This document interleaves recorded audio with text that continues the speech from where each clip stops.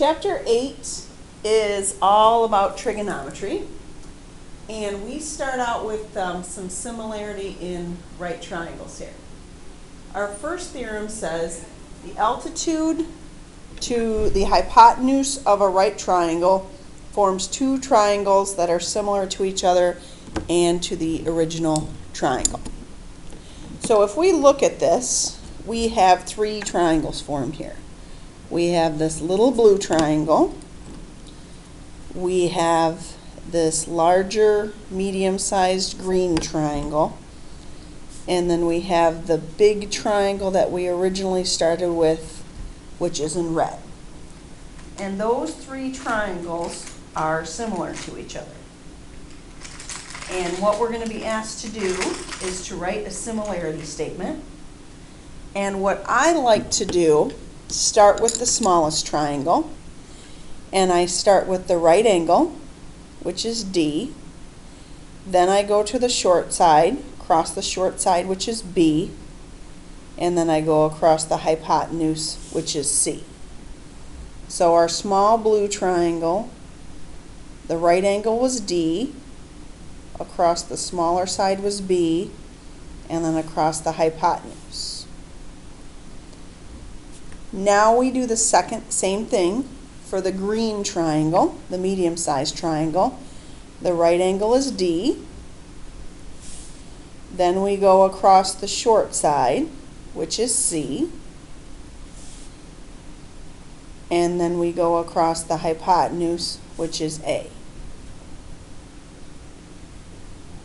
And now we go to the big red triangle. Starting with the right angle is C. Going across the short side is B. And then going across the hypotenuse is A. And mine are a little bit different than they have. I think they started with the biggest one and went to the smallest one. And you'll see they had A, B, C. And I pretty much had that backwards, A, B, C. So all of mine are opposite of theirs, A, C, D, and then D, B, C. So there are several different ways you can write the proportions or the similarity statements. You just need to make sure that the right angle of the blue one, which is D, matches up with the right angle of the green one, which is D, and that matches up with the right angle of the big one, which is C. So we have two examples here where you're asked to write a similarity statement, and I'm going to color these in again. I'm going to start with my blue triangle. I'm going to go from the right angle across the short side across the hypotenuse. So my first triangle is triangle ZVW. The second triangle, start with my right angle, go across the short side, and then across the hypotenuse. So my medium-sized triangle is ZWU.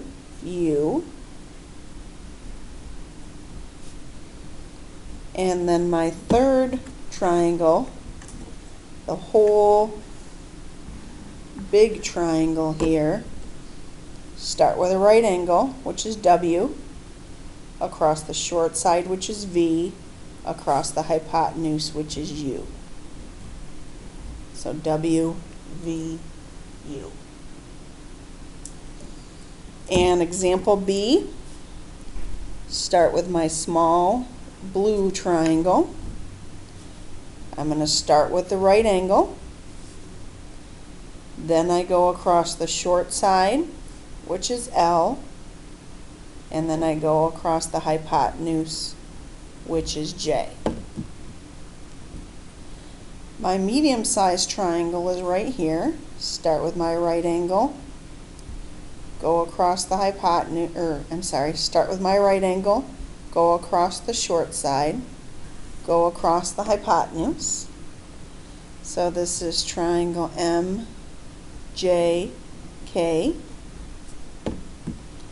And then the whole big triangle, we start with a right angle, go across the short side, and then the hypotenuse.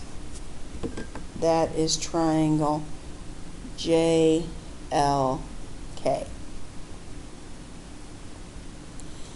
If you are asked to find the geometric mean of two numbers, you are going to say that x squared equals your first number times your second number. So the geometric mean is your x squared, and that equals the first number times the second number. For example A, then, if we want the geometric mean between 4 and 25, we will say x squared equals 4 times 25, which becomes x squared equals 100. And when you take the square root of both sides, I should show that, you end up with x equals 10. Letter B, the geometric mean between 5 and 30, you will have x squared. 5 times 30 is 150. And you are asked to give your answer in simplified radical form. So we will write that square root of 150 as the square root of 25 times the square root of 6. 25 is the biggest perfect square that divides into 150. So when we take the square root of that, then square root of 25 is 5 and square root of 6. So you end up with x equals 5 square root of 6. Letter C, the geometric mean becomes x squared. 36 times 8 is 288. That should be x squared equals 288. To undo that, we square root both sides. The biggest perfect square that divides into 288 is 144 and 2. So I change that 288 to 144 times 2, and then you end up square root of 144 is 12, and you end up with x equals 12 square root of 2. Letter D, to find the geometric mean of 2 and 8, you have x squared equals 2 times 8, which becomes x squared equals 16. Square root both sides, and you end up with x equals 4. The geometric mean of 10 and 30 would be x squared equals 300. 10 times 30 is 300. Square rooting both sides, you have x equals the square root of 300. Square root of 300 I am going to rewrite as square root of 100 times the square root of 3. And now I can take the square root of 100, which is 10 times the square root of 3. And letter F, geometric mean of 8 and 9 becomes x squared equals 8 times 9. That becomes x squared equals 72. And when you take the square root of both sides, I'm going to rewrite that 72 as square root of 36 times the square root of 2. And 36 is now a perfect square, so you end up with 6 times the square root of 2. On the back side, we have another theorem to the geometric means. The length of the altitude to the hypotenuse of a right triangle is the geometric mean of the lengths of the two segments of the hypotenuse. And I'm going to draw a different picture over here. This is my right angle, so that is a right triangle. And this is the altitude. We're going to call that H.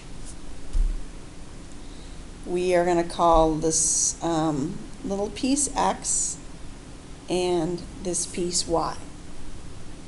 This first theorem right here says the altitude squared, so H squared, equals that left piece times the right piece.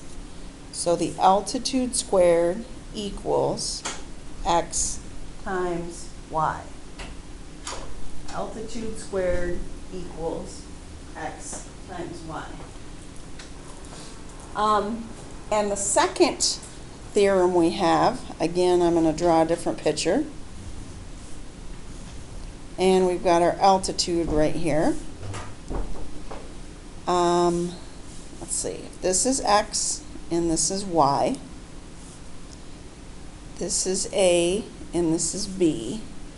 And we're going to call the length of this entire segment C. And I should draw my right angle in up here. This top left piece squared equals the left piece times the whole thing. So A squared, this top piece squared, equals that piece times the whole thing, X times C. And we have that same relationship on the right hand side, B squared. So this top right piece squared equals the right piece times the whole thing. B squared, top piece squared, equals Y times C. This says the exact same thing. The pictures are just in a little different order. And I'm going to start out down here with example D. In example D, we're going to say this height squared. This height squared equals the left piece times the right piece. So we have 4 squared equals X times 2, which becomes 16 equals 2X. And when you divide both sides by 2, X equals 8. So we just figured out this piece right here. The height squared, altitude squared, equals the left piece times the right piece. Well, if this piece is 8 and this piece is 2, that whole blue segment then is 10. And we need that piece to figure out the Y in Z. Let's look at the Y first. Y squared, top left squared, equals the left piece times the whole thing. So that equals 8 times 10. Y squared equals the square root of 80. And you can either write that as a decimal, or if you would like to simplify your radicals, that becomes square root of 16 times the square root of 5, and your Y then equals 4 square root of 5. to figure out z, we do z squared, which is the top right, and that equals the right piece times this whole thing, which is 2 times 10. Top right squared equals the right piece times the whole thing. Well, now we have z squared equals 20. And when you square root both sides, z equals square root of 20. And 20 we can rewrite as the square root of 4 times the square root of 5. And you are left with z equals 2 square root of 5. So we figured out our x, our y, and our z.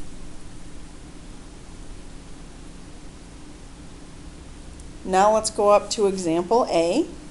Our triangle is kind of turned around in this one, but we're still going to start with this. Height squared equals left piece times the right piece. So that becomes 6 squared equals 9 times x. This height squared, left piece times the right piece. So that becomes 36 equals 9x, and x equals 4. Now, if this piece is 4, this entire distance here, 9 plus 4, is 13. So I'm going to figure out z next. Z squared, notice this piece is on the left. That equals the left-hand piece times the whole thing, equals 9 times 13. 9 times 13 is 117. So z squared equals 117. And if you square root that, you can break that into the square root of 9 times the square root of 13. And when you take the square root of 9, it is 3 square root of 13. And letter y, y squared, notice that's on the right hand side, equals the right hand piece times the whole thing, 4 times 13. So we end up with y squared equals 52.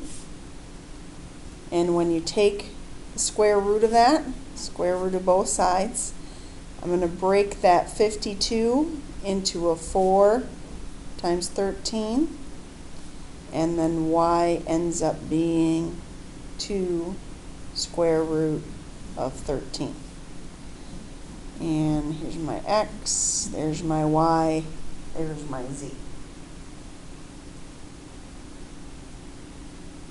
Letter B, again we start with this one. Height squared equals left piece times the right piece. So to figure out, we're going to figure out this u first. 9 squared equals 3 times u. Altitude squared, piece times piece. So that becomes 81 equals 3u. And when we divide both sides by 3, u equals 27. If that piece is 27, then that entire thing is 30. And now to figure w, we will have w squared equals the 27 times the whole thing, which is 30. So w squared equals 810. And when you square root both sides,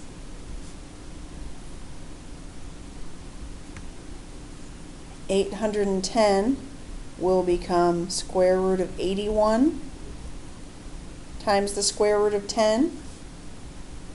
So W is 9 square root of 10.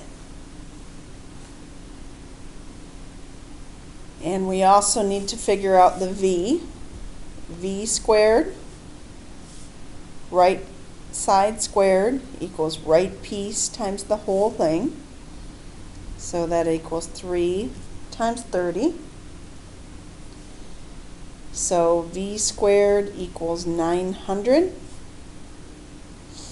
And when you square 900, how about 90? V squared equals 90. And when you square root that, you will write that as the square root of 9 times the square root of 10. So V equals 3 times the square root of 10. Example C, we're going to do this altitude squared. Now rather than left and right, we're at top and bottom. So we will have x squared equals 2 times 10. So x squared equals 20. And when we square root both sides, we end up with the square root of 20. Square root of 20 can be rewritten as the square root of 4 times the square root of 5. So x becomes 2 square root of 5. To figure out z, hang on a second, I'm going to label this whole thing. Whole distance is 12. So z squared equals 2 times 12. Top squared is the top times the whole thing. So z squared is the square root of 24. Rewriting that, we would have square root of 4 times square root of 6, and z equals 2 square root of 6. Y squared, now we're the bottom piece squared, was the bottom piece times the whole thing. So that becomes y squared equals 120. And I think we would break that into 4 times 30. I guess I should square root both sides here. And then y ends up being 2 square root of 30. I'm going to do letter F next. This one's a little bit different. Letter F, we have to start out with this piece on the right. 8 square root of 2 squared equals the right piece.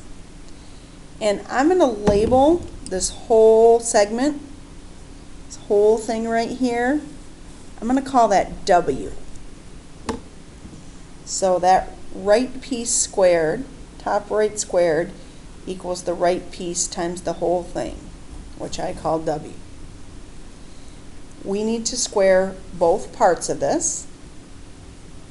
8 squared is 64. Square root of 2 squared, do it on your calculator if you need to. Square root of 2 squared is 2. 64 times 2 is 128 equals 4W. And when you divide both sides by 4, our W equals 32. Now remember, W was this entire blue length here. So if this whole thing is 32, then when we subtract 4, our X actually is 28. Now we can find our y. Y squared, this is the altitude, that equals 28 times 4. So y squared equals 28 times 4 is 112. And when you square root both sides, all right, I think this is correct, 16 times 7, and the square root of 16 is 4 square root of 7. And the last one then, z squared equals, all right, I just did this one wrong. No, I didn't do that one wrong. Z squared then will equal 28 times the whole thing, which is 32. So z squared equals the square root of 896. And I'm going to leave that one like that because I can't simplify it right now.